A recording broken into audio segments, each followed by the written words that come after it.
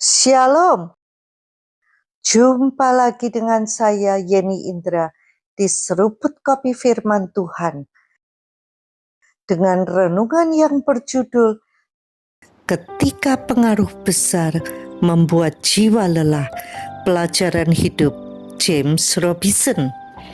James Robison pernah berada di puncak pengaruh di tahun 1970 hingga 1980-an.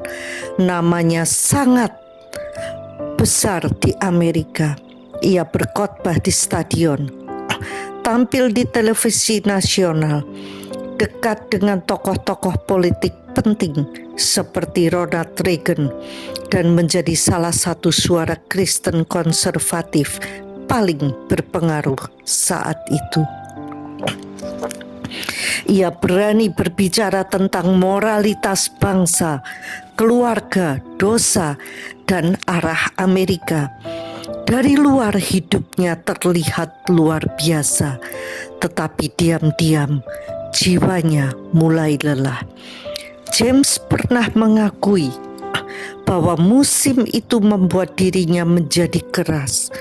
Ia begitu terbiasa berjuang dan melawan sampai tanpa sadar kehilangan kelembutan. Ia menjadi cepat marah, defensif, dan hidup dalam tekanan untuk terus tampil kuat.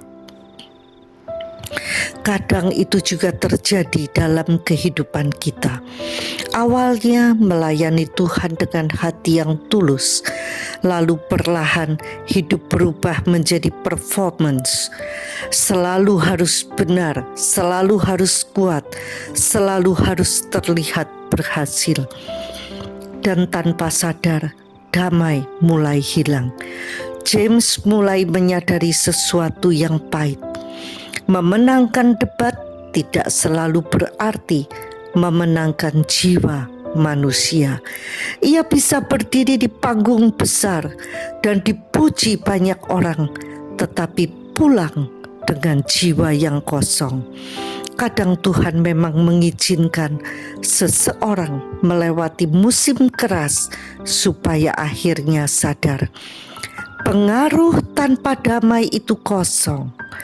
Popularitas tanpa intimacy with God itu melelahkan.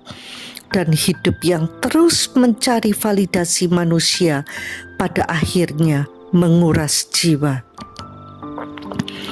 Di tengah musim itulah istrinya Betty Robison banyak menolongnya. Betty dikenal lembut dan penuh belas kasihan. Ia membantu James kembali kepada hal-hal sederhana, duduk tenang di hadapan Tuhan, membangun hubungan pribadi dengannya, dan berhenti hidup hanya dari tekanan pelayanan publik.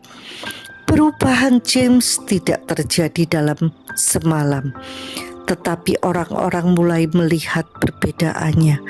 James tua jauh lebih lembut dibanding James muda. Masih tegas, masih berani, tetapi tidak lagi dipenuhi kemarahan. Lalu ada hal lain yang membuat banyak orang merasa hidup James real, nyata. Ia tidak membangun image keluarga sempurna.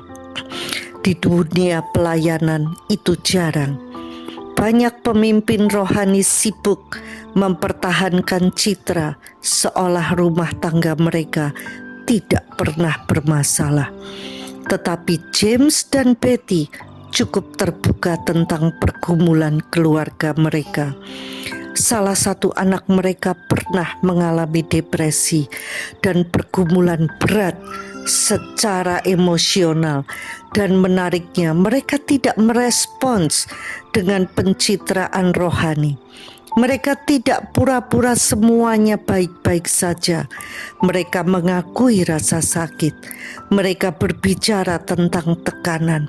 Mereka menghadapi kenyataan sebagai keluarga nyata. Being real itu penting, karena terlalu banyak orang Kristen hidup capek menjaga image. takut kalau orang tahu kelemahannya, takut kalau terlihat tidak rohani, takut kalau dianggap gagal.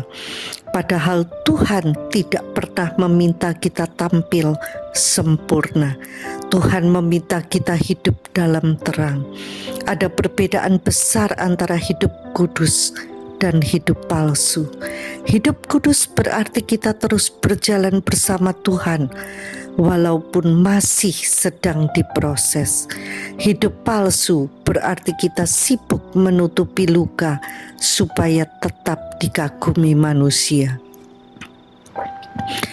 James akhirnya belajar bahwa pelayanan terbesar bukanlah terlihat hebat di depan publik, tetapi tetap memiliki hati yang lembut di hadapan Tuhan.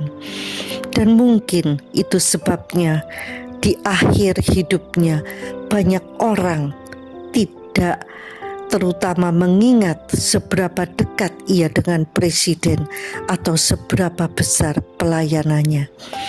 Mereka mengingat kelembutannya, belas kasihnya, kejujurannya, dan bagaimana seorang anak yang lahir dari luka akhirnya dipakai Tuhan membawa pengharapan bagi banyak orang. Kadang kemenangan rohani terbesar bukan ketika semua orang mengagumi kita, tetapi ketika akhirnya kita berhenti berpura-pura dan mulai hidup dengan Tuhan apa adanya. God never called us to impress people. He called us to walk with Him. Quote dari Charles Stanley. Tuhan tidak pernah memanggil kita untuk mengesankan manusia. Tuhan memanggil kita untuk berjalan bersamanya. Quote dari Charles Stanley. Sampai jumpa di episode berikutnya bersama Yeni Indra di Seruput Kopi Firman Tuhan. Tuhan Yesus memberkati.